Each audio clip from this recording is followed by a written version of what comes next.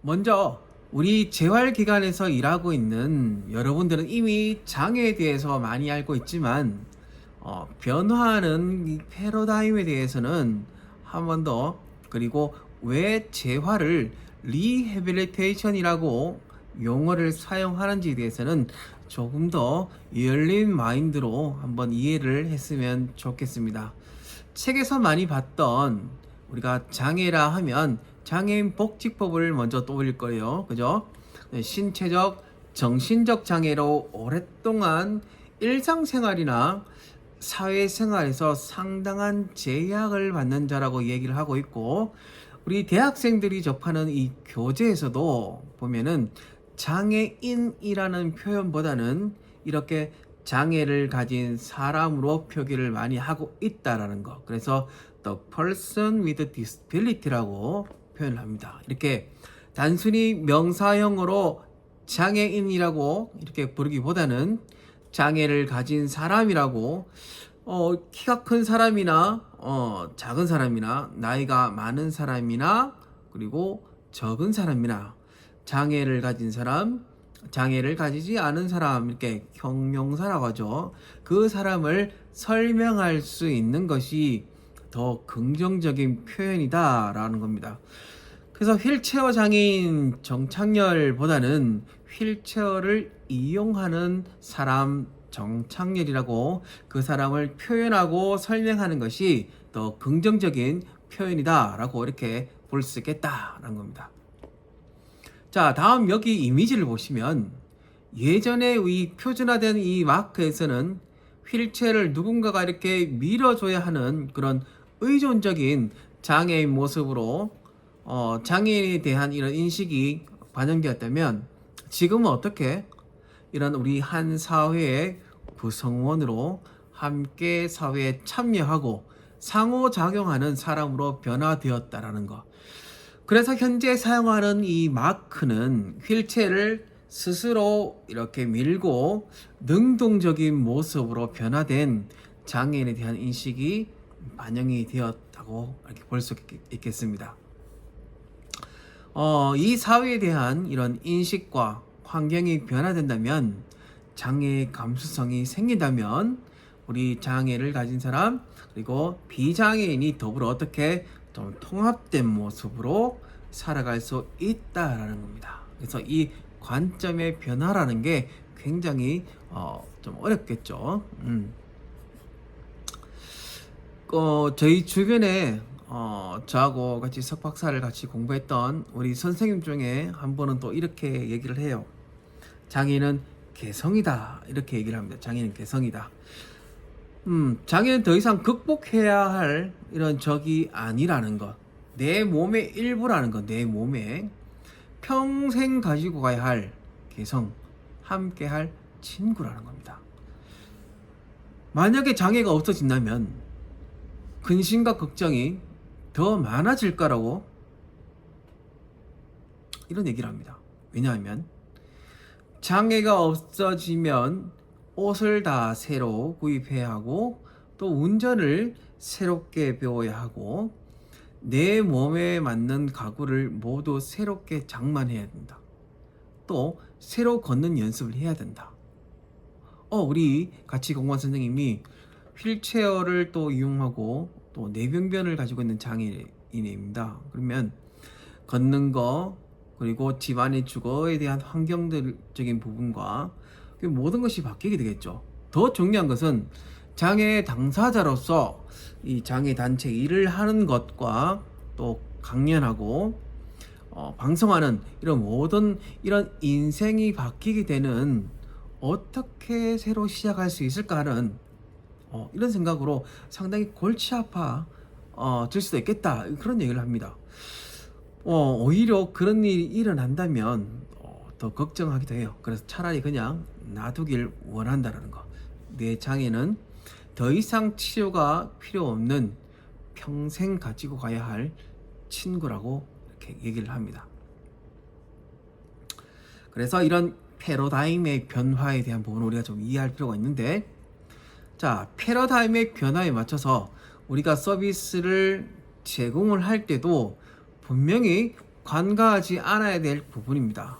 자, 서양에서는 이미 임상적 질병이라고 해요. 외형적으로 우리가 눈으로 확인할 수 있는 외형적으로 눈으로 보이는 이런 장애 유형이 어떤 것이 있죠?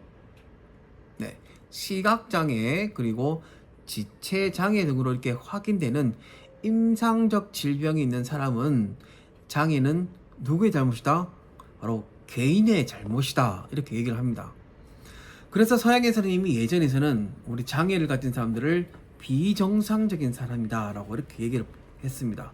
이렇게 비정상적인 사람으로 칭해서 그 사람들은 영원히 치료를 받아야 되기 때문에 이런 환자의 역할을 담당하게 된다라는 거. 그래서 당연히 이런 환자를 치료하는 전문가인 누가 될 수 있죠? 네, 메디컬 닥터.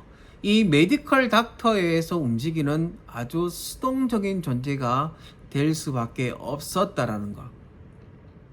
그런 수동적인 존재에서 장애는 개인의 문제가 이런 개별적인 모델에서 이제 점차적으로 사회적인 모델 패러다임으로 변화가 되는데, 이 모델은 어떻습니까? 지금은 어떻죠? 장애가 누구의 책임이죠? 나의 책임이 아니라 사회의 책임이다 라고 얘기를 합니다. 사회의 이런 환경적인 부분, 인식에 대한 부분이 변화가 된다면 장애가 아니다 라고 하는 이런 패러다임이 자체가 바뀌게 되었다라는 거죠. 조금 전에 예를 들었던 우리 같이 공부하신 우리 선생님들 한 번 더 예를 들어 본다면, 그분은 혁신도시라고 하죠. 혁신도시, 신도시, 혁신도시에 살고 있으면 아무래도 어떻게 해요? 환경적인 부분이 굉장히 좋죠. 여러분들이 많이 들어봤던 이 베리어 프리, 그죠? 장애를 가진 사람이든 아동이나 임산부나 또 노인이나 아픈 사람이나 누구나 관계없이 편하게 접근할 수 있는 그런 유니버셜한 건물로 인해서 전혀 장애를 느끼지 못한다라고 합니다. 그 지역에 있을 때는. 하지만 약속이 생겨서 다른 지역으로 이동하면 교통약자라고 하죠. 장애인 콜택시도 이용할 수도 있고, 그죠? 그 순간부터 배차의 문제라든지 이동하는 이런 지역의 접근성 문제 때문에 그때부터 나는 이미 불편한 장애인이 된다고 합니다. 뭐냐면 이 사회에 이런 환경이 변화가 된다면 가장 중요한 접근성의 이 문제부터 해결이 되어야 되기 때문에 그 지역에 있을 때는 당연히 장애를 느끼지 못한다라, 그런 거죠. 자, 그 다음 챕터에서는 현재 우리가 일하고 있는 직장, 재활, 직업재활 시설이라고 하는 장애인 근로사업장, 보호작업장, 직업적응훈련시설과 같은, 그리고 장애인 복지관 등에서 이렇게 재활 관련 업무를 보시는 우리 선생님들이 이 재활이라는 용어에 대해서 단순히 이렇게 받아들이고 있지만 어떻게 이 용어가 만들어지고 사용되는지에 대해서 잠깐 좀 이해할 필요가 있다고 생각합니다. 자, 그 다음 이 재활이란 용어는 1943년도에 샌프란시스코에 재활 관련대회입니다.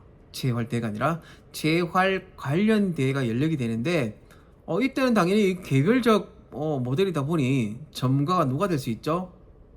네, 재활 의료 전문가들, 메디컬 닥터들이 많았죠. 이렇게 참여하게 되는데, 지금 우리가 얘기하는 인디펜던트 리빙 이런, 그리고 empowerment 같은 이런 용어를 함축할 수 있는 이런 용어가 어떤 것이 있을까 하고 이렇게 논의를 하게 된다는 거. 당연히 이때는 리해빌리테이션이라는 이런 용어가 없었으니까 당연히 재활 대회를 하지 않고 재활 관련 대회라고 했습니다. 그래서 이렇게 모여서 이런 모든 의미를 함축할 수 있는 단어를 의논하다 보니 리해빌리테이션이라고 이렇게 하게 된 거죠. 그래서 이런 관련 전문가 대회가 끝날 때는 재활 대회라 칭을 하고, WHO와 그리고 UN에서도 이런 대회에서도 리해빌리테이션이라는 단어를 사용하기 시작했다라는 거. 하지만 하지만 이 리베리테이션에서 이 단어가 장애를 가진 이 당사자들한테는 굉장히 부정적으로 생각하더라는 거. 개별적 모델처럼 내가 장애를 가지고 있지만 왜 영원히 치료를 받아야 하느냐? 왜 영원히 치료를 받아야 되는가? 나는 팔이 조금 불편해도 이렇게 치료를 받지 않고도 잘 살아갈 수 있는데 나를 왜 자꾸 치료의 대상으로 보느냐? 이런 겁니다. 자, 그래서 2004년에 노르웨이 세계 재활대회에서 리싱킹 해보자는 거. 리싱킹 in rehabilitation. 이런 부정적인 용어를 대체할 수 있는 것이 어떤 것이 있을까 하고 다시 생각해보자 하고 해서 이런 대회가 열렸는데 과연 이런 용어가 대체되었나요? 아니죠. 대체가 안 되니까 우리가 리해빌리테이션이라고 아직 사용하고 있다라는 겁니다. 혹 누군가는 해빌리테이션이라고 가활이라고도 이렇게 얘기를 합니다.